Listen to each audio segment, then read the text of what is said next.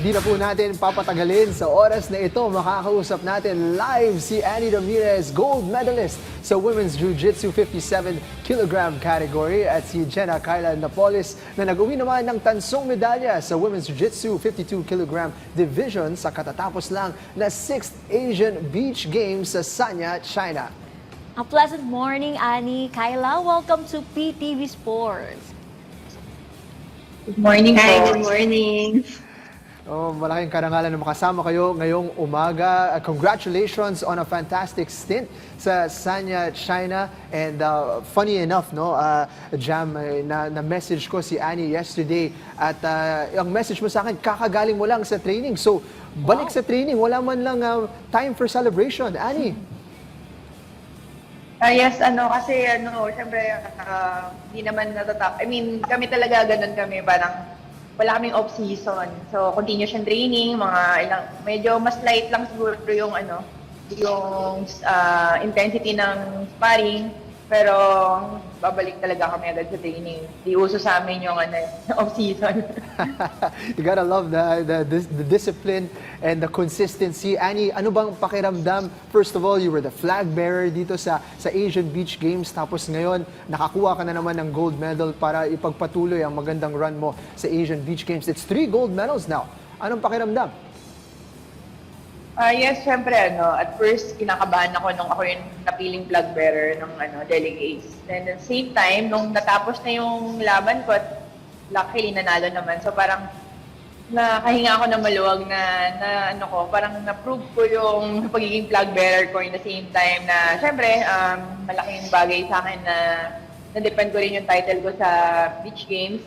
Maybe it's different weight category from the mga previous edition, pero yun nga, makakuha tayo ng 3 consecutive gold. So, malaking bagay sa akin na, yun, kumbaga parang somehow nasa history na siya ng sport, So, masaya. Yes, with the 3 consecutive gold medals for the Philippines, what was your mindset heading to the competition? And how did you prepare, Annie? Yung preparation, is, talaga ever since naman, kumbaga parang hindi naman napapatid yung preparation ko. Kumbaga parang mas lalo lang namin, siguro mas nagiging mas smarter lang yung way of training, unlike nung mas younger years na tuloy-tuloy, walang pahinga. Ngayon, at least nag-set ako ng 1 day of rest. Then, yung intensity, syempre, pinapakiramdaman ko rin kung ano yung mga dapat intensity during the day, kung pag sobrang pagod, syempre, nandun pa rin nag-training pero mas light lang yung intensity. Then, nag-join din ako ng mga ibang training like yung nagko-cross training ako with other teams. So, malaking bagay din sa akin yun. Aside sa mother club ko, natutulungan din ako ng mga ibang teams dito.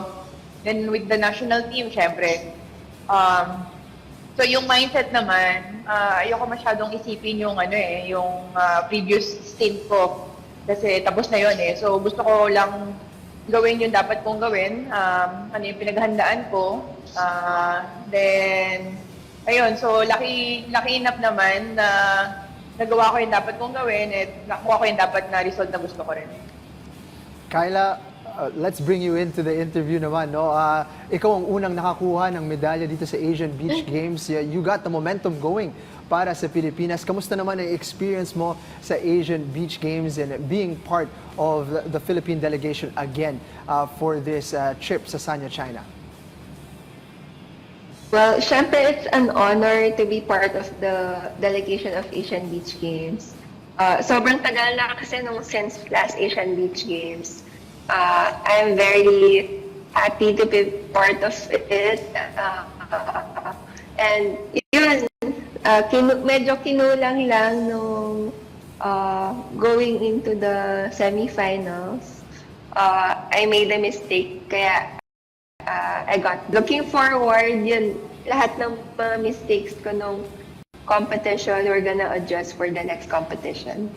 Kyla, sa pagkakaintindi ko, ang Asian Beach Games ay malaking event sa buhay mo no, bilang jiu-jitsu athlete. Could you take us back as to why the Asian Beach Games was big in your career in terms of keeping you in the game of jiu-jitsu, and since then parang grabe ang naging career mo in the sport. So many different medals, so many different competitions nang ipinasok mo, and you've brought so much honor and pride dito sa Pilipinas. Yes, I think yung last Asian Beach Games was 10 years ago. It was my first big international event for Jiu-Jitsu. Doon ko nakita na parang kaya ko palang mag-progress sa Jiu-Jitsu and nakakasabay tayo with the international stage. So sobrang inspiration ko yon yung unang Beach Games. And since then, ang dami ko nang nasalihan, ang dami ko nang na-experience. So super thankful. You mentioned na it was 10 years ago pa yung huling competition mo, no? How huge is this for you? Hindi naman yung competition, but the Asian Beach Games itself was 10 years ago. Of course, it was huge. Akala naman hindi siya makakasali sa Beach Games kasi yung sport is more of not really hindi siya talaga water sport, but nagulat ako na kasama ulit siya sa Beach Games. So, I'm super happy naman. Annie, you had the privilege of going up against a fellow Filipino sa finals. No? Ano naman yung pakiramdam na dalawang Filipinas are playing for gold? At anong masasabi mo in general sa paglaki ng jiu-jitsu sa bansa natin ngayon? Actually, siyempre masaya. Kasi nung time na nakita ko na pares kami ni Emily na nanalo sa semis, so parang medyo na-delay lang ng konti kasi nagkaroon ng malakas na ulan during that time, after the semi. Ano yung mas naging at least ako na no matter what happened, nasa Philippines pa rin yung result di ba? It's a matter of na lang, sino sa amin dalawa yung mag-uwi ng gold. So, syempre, about naman sa paglaki ng jiu-jitsu sa Pilipinas, masaya na nakikita na, alam mo, from ilang years ago, kung i-compare mo yung before sa ngayon, ang laki talaga. Marami yung batang sumusunod, maraming mas nakakakilala na ng jiu-jitsu, unlike before, pag tinanong ko ng sport mo, sabihin mo jiu-jitsu, sabihin nila, karate, yung mga ganon. So parang, ngayon, mas kilala na. So then, in the same time, mas dumadami na rin yung practitioners, in the same time, mas marami na rin yung nagiging interest to be part of the national team. So, di ba, masaya. Kung dumating yung time na ayaw ko na maglaro, at least meron namang sumusunod. So, masaya ako na nakikita yung progress ng jiu-jitsu sa bansa natin. Annie, heading into the competition, was there more pressure on you? Dahil ang ganda actually ng 2025 mo, pero yung huling chapter, kumbaga, in the SEA Games didn't quite go your way, no? So, was there more pressure? Ano yung tumatakbo sa isipan mo heading into the Asian Beach Games? Actually, may konting kaba. Hindi naman mawawala yun. Kasi there's a time na matutulog na lang ako, naaalala ko pa yung SEA Games na nangyari. Hindi naman yun mawawala, di ba? Na doon yun, may takot ka na baka mangyari ulit yung nangyari nung nakaraan. Pero yun na nga, moving forward, so since tapos na rin naman yun, so doon na tayo bago. Kumbaga parang ako, nilulook forward ko rin ng kalaban yung nakatalo sa akin doon kung nandun man siya. Diba? So, para maybe that time, marinim ko naman yung sarili ko from the previous losses, diba? Ayun nga, since nagpe-prepare naman ako, hindi naman ako nagpapabaya sa preparation ko. So, mas naka-overcome yung ganun kesa mas intindihin ko yung previous na nangyari sa akin kasi it's another new competition, it's another new chance na makapag-perform ng maayos, diba? So, yun sa akin yung important is kung ano yung mas present time, doon na lang. Yung nakaraan kasi parang, isa lesson learned. Siyempre, iwasan ko na maulit ko yung mga nagawa ko na yun kung ba't ako natalo. So, yun. After your successful campaign here in Asian Beach Games, what's next for the both of you?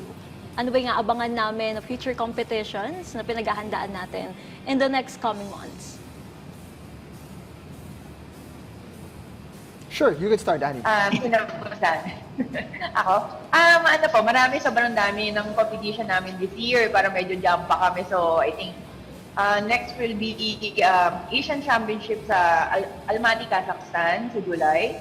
Then after that July, I think meron pang, depende kung palalaruin kami doon, may Grand Prix, I guess sa Thailand. Then after Thailand, September end, yung October is Asian Games. Then after that, 2 weeks apart lang, magkakaroon ng World Championship sa Italy. Then I think end of the, and between that, alam ko meron pang after that pala, meron pang Nogi naman na event sa Croatia. Hindi ko lang maalala kung kailan. Then December is IMAG. So, medyo jump pack yung schedule ng Jiu-Jitsu.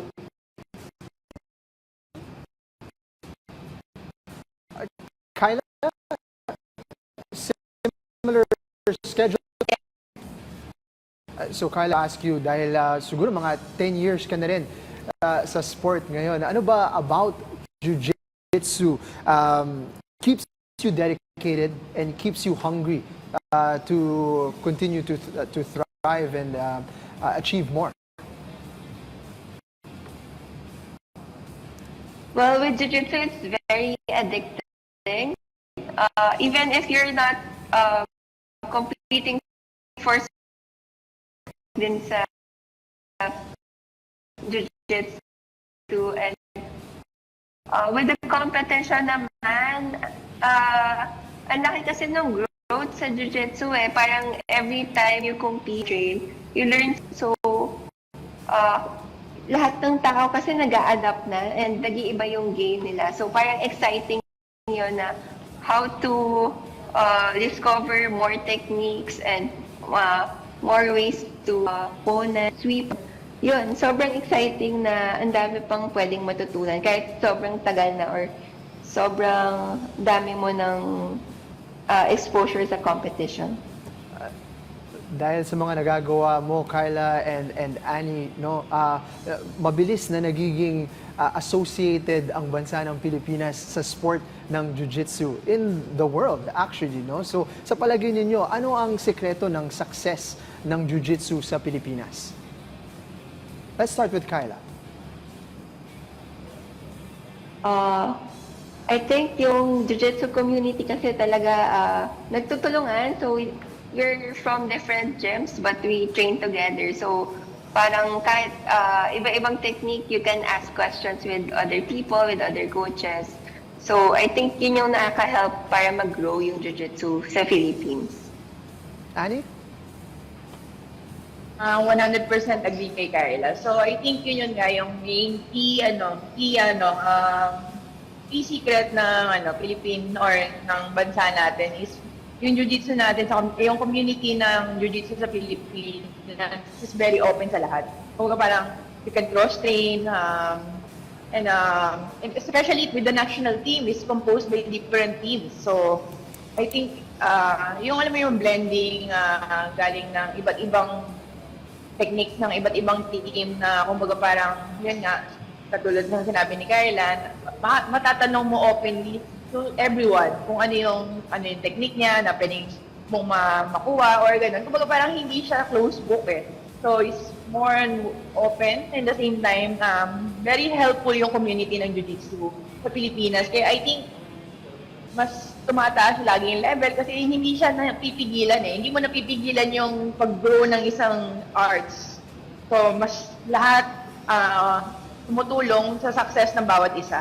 So I think yun yung best ng Philippines in terms of bakit nag-grow, but maganda yung lagi yung outcome ng Jiu-Jitsu competition natin sa mga big events. Maraming kabataan din na naglo-look up sa inyo no as Jiu-Jitsu athletes. Pero paano, sa mga curious din, paano ba natin sila may encourage na matry yung ganitong klaseng sports?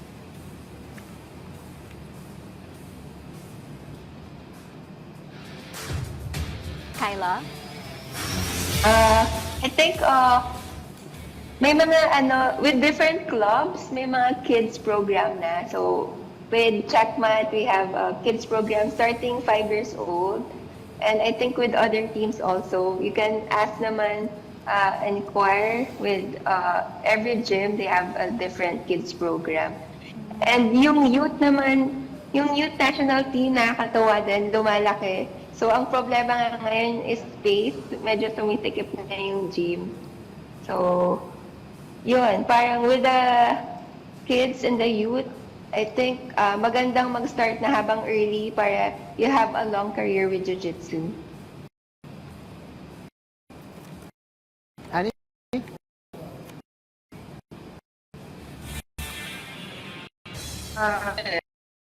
Same with Kyla. So, yun yan. Mostly of all of the gyms dito sa Pilipinas meron din. So, ayun. So, yun nga. Kumbaga parang better talaga sa start young. Kasi ako, based on my experience, nag-start ako sa sport as 5 years old. So, naka-help talaga siya. Alam mo, yun, hindi man yun yung naging continuous sport ko yung pinakauna. Pero nakatulong to prepare for this, di ba, sa Jiu-Jitsu. So, I also encourage the parents to expose your children sa sport. So, for me, yun nga, malaking bagay yun na makatulong sa progress ng bata, sa self-discipline. Siyempre, iba pa rin physically na-stimulate yung ng katawan ng bata at nagiging malakas, di ba? Malayo sa bisyo. So, ayun, sana, yung parents, so, malaking bagay na susuportan yung bata sa sport. Especially, maganda kasi sa arts. So, yung respect, discipline, yun yung mga number 1 na tinuturo ng isang contact sport or martial arts like Jiu-Jitsu. Annie, Kyla, malaking karangalan para sa amin na makasama kayo ngayong umaga, particularly after the success na nakuha ninyo sa Asian Beach Games. Before we let you go, any messages that you want to get out there sa ating mga manonood dito sa PTV Sports? Kyla, we'll start with you. With everyone, please support our next competitions. Please cheer for us. And sana marami pang sumuporta sa Jiu-Jitsu community. And if you want to try, just message us. Annie? So, lagi naman, magpapasalamat ako sa tulong sa akin na simula sa pool na nag-start ako sa Jiu-Jitsu. So, and then up until now, so nandun pa rin yung support. Sa lahat ng Jiu-Jitsu community or Jiu-Jitsu club sa tumulong sa preparation ko. So, yun, maraming salamat. Philippine Sports Commission, Philippine Olympic Committee, sa Jiu-Jitsu Federation of the Philippines, so, and our national teammates and coaches. So, ayun, siyempre maraming salamat kasi hindi ko lang naman kundi sa lahat ng tumulong kaya kundi nagagawa yung mga nagagawa ko ngayon. So, thank you ng marami. Maraming salamat sa pagbibigay ng oras ngayong umaga, Annie and Kyla, and best of luck sa susunod ninyong mga competitions.